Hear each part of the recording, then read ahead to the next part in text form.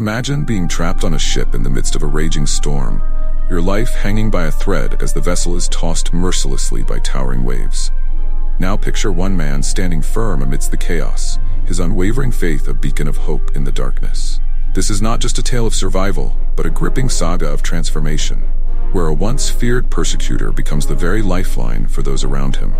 As the tempest howls and the timbers creak, you'll find yourself on the edge of your seat, heart pounding with each crash of the waves. But beneath the surface of this harrowing adventure lies a deeper current, one that challenges everything you thought you knew about destiny, faith, and the extraordinary power of the human spirit. Are you ready to embark on a journey that will shake you to your very core? Saul of Tarsus, once a zealous persecutor of the followers of Jesus, now stood as Paul, the apostle to the Gentiles. The transformation had been as sudden as it was profound. On that fateful day on the road to Damascus, a blinding light had not only struck him physically blind, but had also illuminated the darkest corners of his soul. The voice that thundered from heaven, "Saul, Saul, why do you persecute me?" still echoed in his mind, a constant reminder of his divine calling. As Paul sat in his Roman prison cell, his mind wandered to the journey that had brought him here. He had traversed vast distances, faced innumerable dangers, and witnessed countless miracles. Yet, the weight of his calling pressed upon him more heavily than the chains that bound his wrists. Rome, the heart of the empire, the center of power, and now, by God's design, the next frontier for the gospel. The apostle closed his eyes, recalling the vision that had set him on this path. It had come to him in the depths of night, a heavenly visitation that burned with celestial clarity. "Take courage," the Lord had said, his voice resonating with authority and love. "As you have testified about me in Jerusalem, so you must also testify in Rome." These words became Paul's North Star, guiding him through the tumultuous seas of persecution and hardship. But with this divine assurance came an internal struggle that Paul had yet to fully reconcile. The enormity of the task before him was staggering. Rome, a bastion of pagan worship, a city where Caesar was hailed as a god. How could one man, especially a prisoner, hope to make an impact in such a place? Yet Paul knew that it was not by his own strength that he would succeed. The same power that had transformed him from persecutor to apostle would surely see him through this mission. As he pondered these things, a familiar fire began to kindle in Paul's chest. It was a burning desire to see lives transformed by the gospel, just as his had been. He remembered the faces of those he had led to Christ in Ephesus, Corinth, and countless other cities. Their joy, their newfound hope, fueled his determination. If God could use him to reach those people, surely he could use him in Rome as well. The sound of approaching footsteps broke Paul from his reverie. The cell door creaked open, and a Roman guard appeared. "It's time," the guard announced gruffly. Paul rose to his feet, his chains clanking with the movement. As he was led out of his cell, a sense of anticipation filled him. This was not the end of his journey, but rather the beginning of a new chapter. Boarding the ship that would take him to Rome, Paul felt a mix of emotions surge through him. There was excitement for the mission ahead, trepidation at the unknown challenges he would face, and an overwhelming sense of God's presence. As the shoreline of Caesarea receded into the distance, Paul offered a silent prayer. "Lord," he whispered, "let your will be done." Little did Paul know that this voyage would become one of the most harrowing and miraculous chapters of his life. As the ship set sail into the vast Mediterranean, the apostle could not have imagined the storms, both literal and figurative, that awaited him. Yet with each nautical mile, he was drawing closer to his divine appointment in Rome, where the seeds of faith he carried would take root and flourish in ways he could scarcely imagine. The Mediterranean Sea, a vast expanse of azure waters under a canopy of cloudless sky, stretched out before the Alexandrian grain ship as it set sail from the port of Myra. At first glance, the scene was one of tranquil beauty, but Paul, standing on the deck, felt an unease stirring in his spirit. His weathered face, etched with the lines of countless journeys, turned toward the horizon, where a faint darkness was gathering. As a seasoned traveler, Paul was no stranger to the perils of maritime voyages in the ancient world. He had already survived 3 shipwrecks, each a testament to the treacherous nature of sea travel. The Mediterranean, while often serene, could transform into a tempestuous beast without warning. Massive waves, hidden reefs, and sudden squalls were constant threats, not to mention the ever-present danger of pirates lurking in coastal waters. The ship's captain, a grizzled veteran of countless voyages, approached Paul with a concerned expression. "The winds are not favorable," he muttered, more to himself than to the apostle. Paul nodded, his spirit resonating with the captain's unease. Drawing on his vast experience and the stirring in his heart, Paul turned to address the ship's company. His voice, though not loud, carried an authority that drew the attention of passengers and crew alike. "Men," Paul began, his eyes scanning the faces before him, "I can see that our voyage is going to be disastrous and bring great loss to ship and cargo, and to our own lives also." The crowd stirred uneasily at his words. Some scoffed, while others leaned in, sensing the weight of prophecy in Paul's statement. The centurion, overseeing the prisoner transport, Julius, listened with a mixture of skepticism and respect. As Paul's warning hung in the air, a palpable tension settled over the ship. The crew exchanged worried glances, their years of experience confirming the possibility of Paul's dire prediction. Passengers, many of whom were making their first sea voyage, felt fear creep into their hearts. The unknown dangers of the sea, once an abstract concept, now loomed as a very real threat. Despite Paul's admonition, the ship's owner and the captain decided to press on, hoping to reach a more suitable harbor before winter made sailing impossible. As they set sail, Paul retreated to a quiet corner of the ship. He closed his eyes, his lips moving in silent prayer. He knew that the journey ahead would test not only his faith but the faith of everyone on board. In his heart, he prepared for the storm to come, both literally and spiritually. The first few days of the voyage passed uneventfully, lulling many into a false sense of security. But Paul remained vigilant, his eyes constantly scanning the horizon.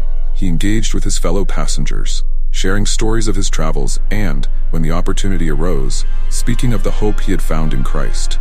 Some listened with interest, while others dismissed him as a religious fanatic. Little did they know how soon they would be clinging to every word of this prisoner-turned-prophet. As the ship rounded the southern coast of Crete, the faint darkness Paul had noticed at the start of the journey had grown into an ominous wall of clouds.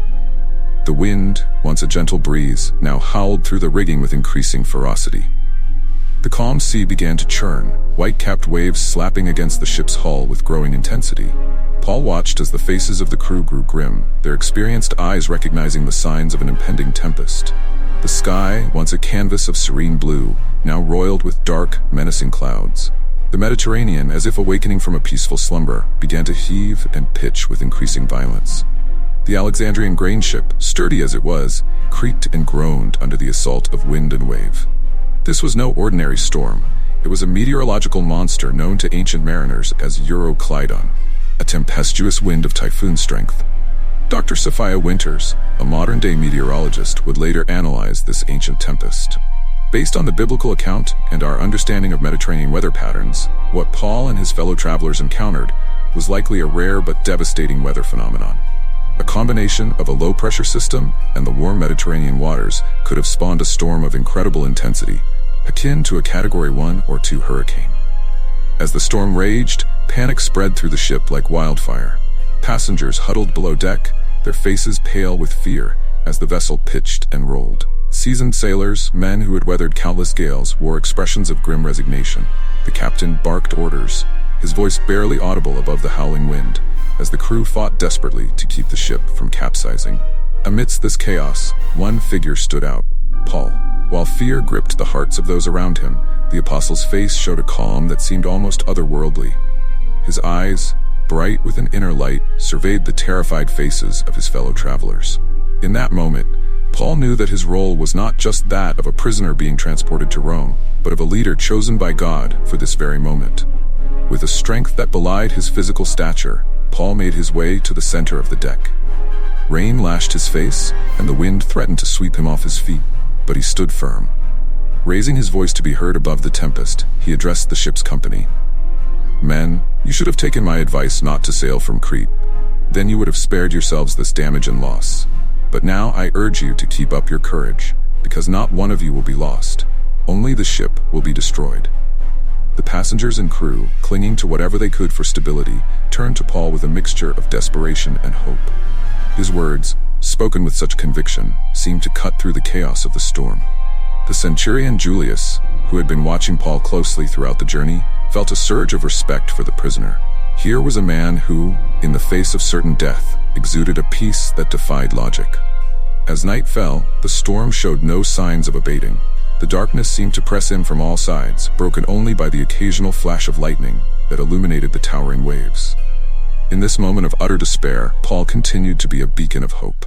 He moved among the passengers, offering words of encouragement, helping where he could, and praying ceaselessly. It was in the darkest hour of the night, when all hope seemed lost, that Paul experienced a divine visitation. An angel of the Lord appeared to him, saying, "Do not be afraid, Paul. You must stand trial before Caesar, and God has graciously given you the lives of all who sail with you." This heavenly assurance renewed Paul's strength and resolve. The following morning, as the storm continued to rage, Paul addressed the ship's company once more. His voice, though weary from the night's ordeal, rang with conviction. "Last night, an angel of the God to whom I belong and whom I serve stood beside me and said, 'Do not be afraid, Paul. You must stand trial before Caesar, and God has graciously given you the lives of all who sail with you. So keep up your courage, men, for I have faith in God that it will happen just as he told me.'" These words, spoken in the midst of nature's fury, had a profound impact on those who heard them. Even the most hardened sailors found themselves clinging not just to the ship's rigging, but to the hope that Paul's words offered. As the Alexandrian vessel continued to battle the relentless storm, a subtle shift occurred among its occupants. Fear, while still present, was now tempered with a fragile yet growing faith. For 14 harrowing days and nights, the ship was driven across the Adriatic Sea. Supplies ran low, and exhaustion took its toll on passengers and crew alike. Yet through it all, Paul remained a pillar of strength and hope. His unwavering faith in the face of overwhelming odds became a lifeline for those around him. As the ship neared an unknown shore, little did they know that their ordeal was far from over, and that the true test of their newfound faith was yet to come. The 14th night of the tempest brought with it a glimmer of hope and a new peril. The sailors, their senses honed by years at sea, detected a change in the sound of the waves. They were nearing land, but in the pitch-black night, this was as much a threat as a promise of salvation. The relentless storm had driven them far off course, and they were now approaching an unknown shore bristling with unseen dangers. As midnight approached, the ship's crew took soundings, desperate to gauge their position. 20 fathoms, came the first cry. A short time later, another measurement, 15 fathoms. The depth was decreasing rapidly, too rapidly. Panic surged through the vessel as the realization dawned. They were on a collision course with the shore.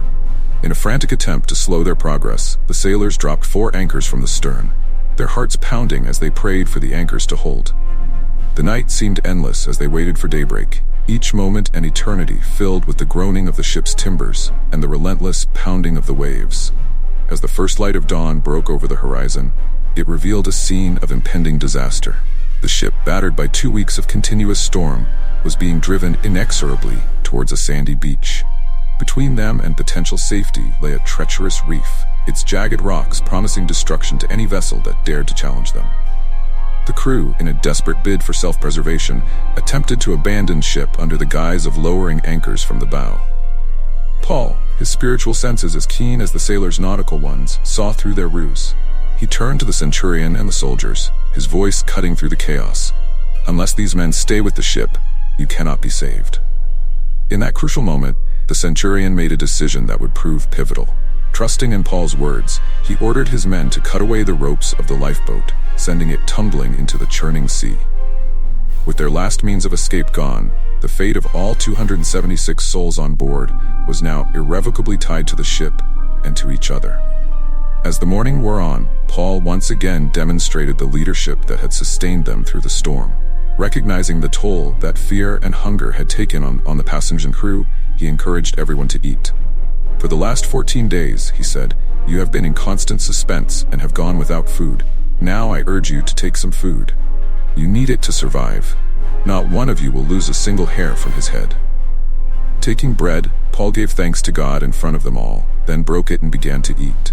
His actions, simple yet profound, had an immediate effect. A sense of calm settled over the ship as people followed Paul's example, taking nourishment and finding strength not just for their bodies but for their spirits as well. But their ordeal was far from over. As the day progressed, the ship was driven ever closer to the shore. In a last-ditch effort to save themselves, the crew cut loose the anchors, untied the ropes that held the rudders, and hoisted the foresail to the wind. Their aim was to run the ship aground on the beach, but fate, or perhaps divine providence, had other plans. With a sickening crunch that reverberated through the entire vessel, the ship struck a sandbar. The bow stuck fast, immovable, while the stern began to break apart under the relentless pounding of the waves. In that moment of impact, time seemed to stand still. Passengers and crew alike held their breath, realizing that their lives hung in the balance. The Roman soldiers, trained to prioritize their duty above all else, prepared to kill the prisoners to prevent their escape. But Julius, the centurion, intervened. Whether moved by Paul's earlier prophecies or simply unwilling to see unnecessary bloodshed, he gave the order that would save not just Paul's life, but the lives of all the prisoners. All who can swim, jump overboard and make for land. The centurion's command cut through the chaos. Those who could swim leapt into the churning waters, while others clung to planks and pieces of the ship. The sea, which had been their nemesis for so long, now became the path to their salvation. As Paul swam towards the shore, he marveled at the way God had brought about the fulfillment of his promise. Every single person from the ship, passengers, crew, soldiers, and prisoners alike, made it safely to land. Drenched, exhausted, but alive, they collapsed on the beach of what they would soon discover was the island of Malta. The shipwreck, terrifying as it had been, was not the end of their story, but rather the beginning of a new chapter. As Paul looked around at the bedraggled but grateful survivors, he knew that God's plan was still unfolding. The journey to Rome had taken an unexpected detour, but the apostles' divine mission was far from over. Little did he know that the island of Malta would become the stage for even more miraculous events, further cementing his role as a vessel of God's power and grace. The gray light of dawn slowly illuminated the beach of Malta, revealing a scene of both destruction and miraculous preservation. Debris from the shattered ship littered the shore, a stark reminder of the ordeal they had just survived. The 276 souls who had been aboard the ill-fated vessel now stood or sat on the sand, their expressions a mixture of exhaustion, relief, and bewilderment. Paul, his clothes still dripping from the swim to shore, surveyed the scene with a sense of awe. Every face he saw was a living testament to God's faithfulness. The apostle's mind wandered to the excavations he had seen in other ports, the remnants of ships and lives lost to the sea. How many such wrecks lay beneath the waters around Malta? Yet here they all stood, not one life lost, just as the angel had promised. As the survivors gathered their wits and what few possessions had made it to shore with them, the sound of approaching voices caught their attention. A group of islanders, having spotted the wreckage, was making its way down to the beach. The Maltese, known for their unusual kindness, approached the bedraggled group with expressions of concern and compassion. Dr. Elena Ferrugia, a modern-day archaeologist specializing in ancient Mediterranean maritime trade, would later reflect on this encounter. Malta's strategic location in the center of the Mediterranean made it a crucial waypoint for ships traversing the sea. Recent excavations have unearthed evidence of a thriving maritime culture, including anchors, amphorae, and other artifacts dating back to the time of Paul's shipwreck. The islanders' readiness to assist shipwrecked travelers was likely born out of long experience with such incidents. The cultural clash between the Roman prisoners, soldiers, and the local Maltese population was immediate and fascinating. The islanders, speaking a language unintelligible to the shipwreck survivors, gestured animatedly, their faces showing genuine concern. Julius, the centurion, stepped forward, attempting to bridge the communication gap with the few words of the local dialect he knew. Paul watched this interaction with keen interest. He had encountered many cultures in his travels, but there was something unique about the Maltese. Their eagerness to help strangers, regardless of their origin or status, spoke of deep-seated hospitality that resonated with the apostles' teachings about love and kindness. As the two groups began to interact, the Maltese quickly set about addressing the immediate needs of the survivors. They built a fire, its warmth a welcome relief to those who had spent hours in the cold sea. Blankets and dry clothing were produced, and soon the beach became a makeshift camp, with survivors huddled around multiple fires. Paul, ever mindful of his role as both prisoner and de facto leader, moved among the groups, offering words of encouragement and helping where he could. His actions did not go unnoticed by the Maltese, who saw in this prisoner something that set him apart from the others. As Paul bent down to add wood to one of the fires, a sudden movement caught his eye.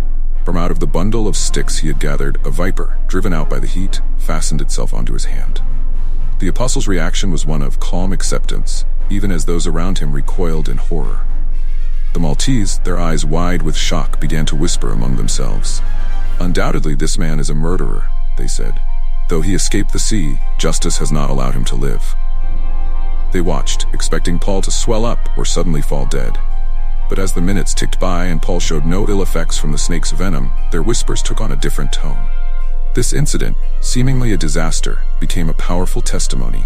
The Maltese, their superstitious beliefs challenged by what they were witnessing, began to look at Paul with a mixture of awe and reverence. In their eyes, he had transformed from a condemned criminal to a divine being in a matter of moments. Paul, seizing the opportunity this misconception presented, began to speak to the gathered crowd.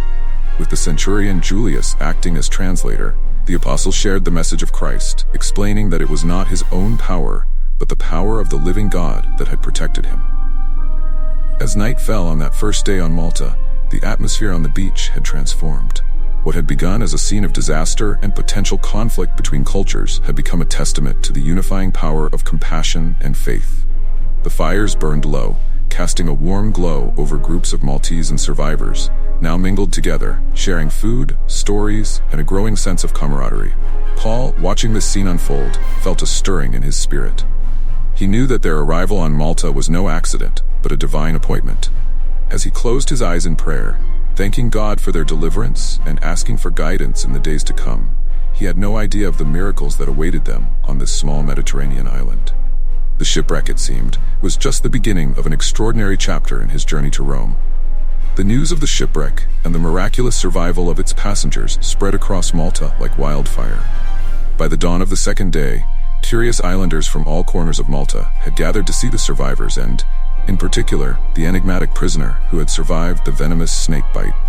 Among the crowd was Publius, the chief official of the island, whose estate was nearby.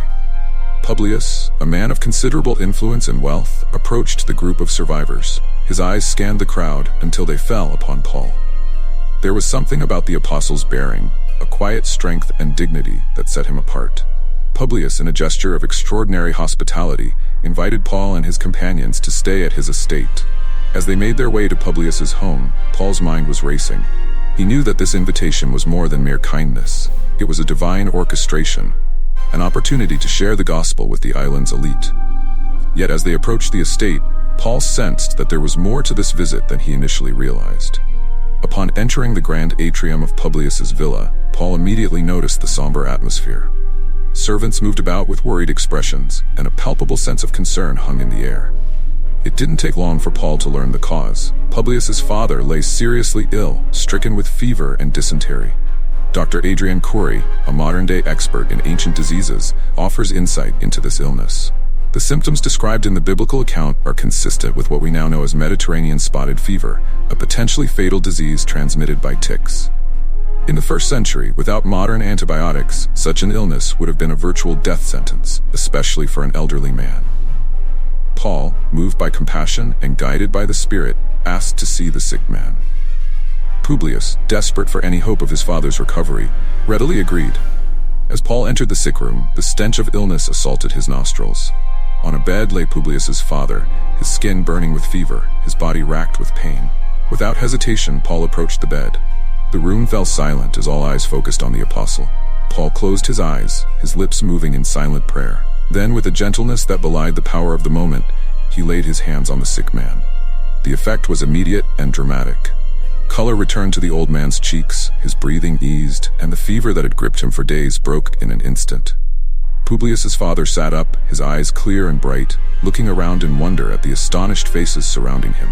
The room erupted in a cacophony of exclamations, cries of joy, words of disbelief, and praises to various gods. But Paul, his voice cutting through the noise, directed all glory to the one true God, the Father of Jesus Christ. This miracle, he explained, was not of his doing, but a demonstration of God's power and love. News of this miraculous healing spread across the island even faster than the news of the shipwreck had. Soon, a steady stream of sick and afflicted people began to arrive at Publius's estate. Paul, empowered by the Holy Spirit and filled with compassion, prayed for each one. And with each prayer, with each laying on of hands, the power of God was manifested in healing and deliverance. For 3 months, as they waited for the winter storms to subside and sea travel to become possible again, Paul and his companions stayed on Malta. During this time, the island became a hub of miraculous activity. The blind received sight, the lame walked, and those oppressed by evil spirits found freedom. But beyond the physical healings, a spiritual transformation was taking place. As Paul ministered to the physical needs of the Maltese, he also shared with them the message of Christ. Many who came for physical healing found something even more precious: spiritual healing and the gift of eternal life through faith in Jesus. The impact of Paul's ministry on Malta was profound and far-reaching. The island, once a stronghold of pagan beliefs, was being transformed by the gospel. Publius himself, moved by the miracle he had witnessed and the message he had heard, became one of the first converts. His conversion sent shockwaves through Maltese society, opening doors for the gospel to spread among the island's elite. As the 3 months drew to a close and the time for departure approached, Paul looked back on their time in Malta with a sense of awe and gratitude. What had begun as a disastrous shipwreck had become a divinely orchestrated mission. The seeds of faith planted during these months would grow into a vibrant Christian community that would endure for centuries. On the day of their departure, a crowd gathered at the harbor to bid farewell to Paul and his companions. There were tears and embraces, promises to remember and pray for one another.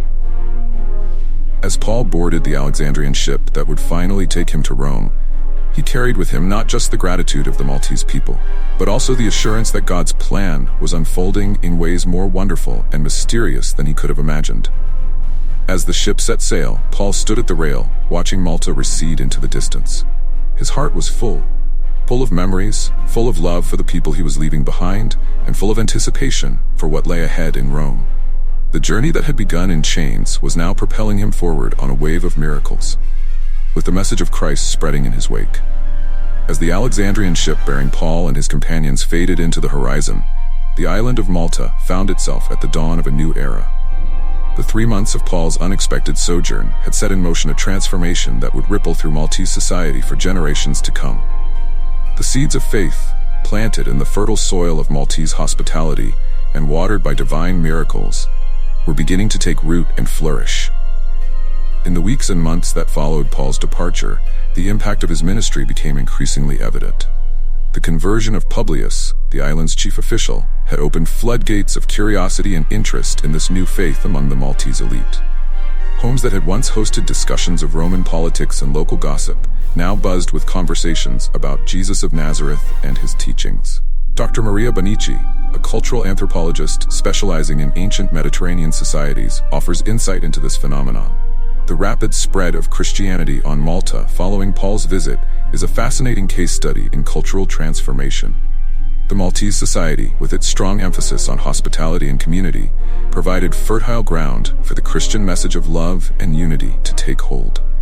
The ripple effect of Paul's ministry extended far beyond the upper echelons of Maltese society. In the marketplaces and fishing villages, people shared stories of the miracles they had witnessed or experienced. Those who had been healed became living testimonies, their restored health a constant reminder of the power of the God Paul had introduced. One such testimony came from a fisherman named Demetrius. Crippled from birth, he had dragged himself to Publius's estate on hearing of the miraculous healings. Paul had prayed for him, and for the first time in his life, Demetrius had stood on his own 2 feet. Now, as he cast his nets from his boat with strong, steady arms, he would regale his fellow fishermen with the story of his healing and the message of Christ that had transformed not just his body, but his soul. The transformation of Malta was not without its challenges. The island had long been a melting pot of beliefs, with influences from Phoenician, Greek, and Roman religions. The introduction of Christianity challenged many long-held traditions and beliefs. Some embraced the new faith wholeheartedly, while others viewed it with skepticism or outright hostility. In the Temple of Juno, which stood atop one of Malta's hills, the priests watched the growing Christian movement with increasing alarm. They saw their influence waning as more and more people turned to this new god. Attempts to discredit the miracles or to attribute them to their own deities fell flat in the face of the transformed lives of the new believers. Publius, in his role as chief official, found himself navigating treacherous political and religious waters. His own conversion had placed him at odds with Rome's official stance on religion, yet his position demanded that he maintain order and unity on the island. With wisdom that many attributed to his new faith, Publius managed to balance these competing demands, allowing Christianity to spread while maintaining peace with those who clung to the old ways. The psychological impact of this religious shift was profound. Many Maltese, who had lived in fear of capricious gods and unpredictable fate, found in Christianity a message of hope and divine love. The concept of a God who loved them personally, who offered forgiveness and eternal life, was revolutionary. It challenged the fatalistic worldview that had long dominated Mediterranean culture. As the Christian community on Malta grew, it began to organize itself, following the patterns Paul had established in other cities. House churches sprang up, where believers would gather to pray, to share meals, and to recount the teachings of Christ as passed on by Paul. These small communities became hubs of charity and mutual support, embodying the love and unity that were hallmarks of the early Christian movement. The impact of this new faith was not limited to the spiritual realm. The emphasis on compassion and care for the less fortunate led to tangible changes in Maltese society. Inspired by Paul's example, the new believers established systems to care for widows and orphans, to visit the sick, and to provide for the poor. This practical demonstration of love further endeared the Christian community to their neighbors, leading to even more conversions. As years passed, the legend of Paul's shipwreck and the subsequent spiritual awakening became an integral part of Maltese identity. The site where tradition held that Paul had been shipwrecked became a place of pilgrimage, with a church eventually built to commemorate the event. The Maltese people, once known primarily for their seafaring skills and strategic location, became renowned throughout the Mediterranean for their strong Christian faith. The transformation of Malta stands as a testament to the power of the gospel to take root and flourish in unexpected soil. What began as a seeming disaster, a shipwreck on a storm-tossed sea, had become the catalyst for a spiritual revolution. The island that had offered hospitality to a shipwrecked prisoner had received in return a gift beyond measure: the life-changing message of Jesus Christ. As the sun set on Malta each evening, casting a golden glow over the island's limestone cliffs, the sound of Christian hymns could be heard rising from homes and gatherings. The Maltese, their hearts transformed by the message Paul had brought, lifted their voices in praise to the God who had turned their island into a beacon of faith in the heart of the Mediterranean. As Paul stood on the shores of Malta, gazing out at the now calm Mediterranean waters, he couldn't help but reflect on the tumultuous journey that had brought him to this point. The shipwreck, which had seemed like a disaster, had become a pivotal moment in his mission to spread the gospel. Reflecting on the journey, Paul realized how each trial and tribulation had shaped not only his faith, but also his ability to lead and inspire others. The storm that had threatened to claim their lives had instead become a crucible, forging stronger bonds among the survivors and opening hearts to the message of Christ. As he walked along the beach, collecting driftwood for the evening fire, Paul pondered the leadership principles that had emerged from this ordeal. 1. Courage in the face of adversity. His unwavering faith had given others hope when all seemed lost. 2. Clear communication. His warnings and instructions had saved lives during the shipwreck. 3. Compassion. His care for both crew and fellow prisoners had broken down barriers and united them in their struggle for survival. 4. Adaptability. He had embraced the unexpected detour to Malta as an opportunity rather than a setback. Paul realized that these principles were not just applicable to their physical journey, but also to the spiritual journeys of those around him. As he had guided the ship's company through the storm, so too could he guide souls through the tempests of life towards the safe harbor of faith. The apostles' thoughts then turned to the greater purpose behind their seemingly ill-fated voyage. What had appeared to be a detour from his mission to testify in Rome had in fact become a divine appointment. The shipwreck had brought the gospel to Malta, a strategic island at the crossroads of the Mediterranean. The seeds of faith planted here could potentially spread to sailors and merchants from all corners of the known world. As night fell and the survivors gathered around the fire, Paul shared his insights with them. He spoke of how God's plans often unfold in unexpected ways, and how what seems like a setback can be a setup for something greater. He reminded them of the prophecy he had received before the journey began, that he would indeed testify in Rome. "Our journey is not over," Paul declared, his voice carrying over the crackling fire. "What we have experienced here on Malta is but a chapter in a greater story. Each of us has a role to play, a testimony to share. The storms we have weathered together have prepared us for the challenges that lie ahead." As he spoke, Paul could see the impact of his words on the faces around him. Roman soldiers, hardened sailors, and fellow prisoners alike listened with rapt attention. The shared experience of survival had opened their hearts, making them receptive to the deeper truths Paul was sharing. In that moment, Paul understood that the ultimate destination was not just Rome, but the hearts and minds of people throughout the empire. The detour to Malta had not been a delay but a divine strategy to expand the reach of the gospel. As the fire died down and the group prepared for sleep, there was a palpable sense of anticipation in the air. They had survived the storm, experienced miracles on Malta, and now stood on the threshold of new beginnings. Paul knew that whatever challenges lay ahead on their journey to Rome, they would face them with renewed faith and purpose. The apostle closed his eyes, grateful for the lessons learned and eager for the next phase of his divine mission. The storm had passed, but its echoes would resound in the lives it had touched, carrying the message of hope far beyond the shores of Malta. You've witnessed the storm, felt the fear, and glimpsed the miraculous. But the journey doesn't end here. The true power of this story lies not in the pages you've read, but in how it will transform your own life. Are you ready to discover the strength within you that can weather any storm?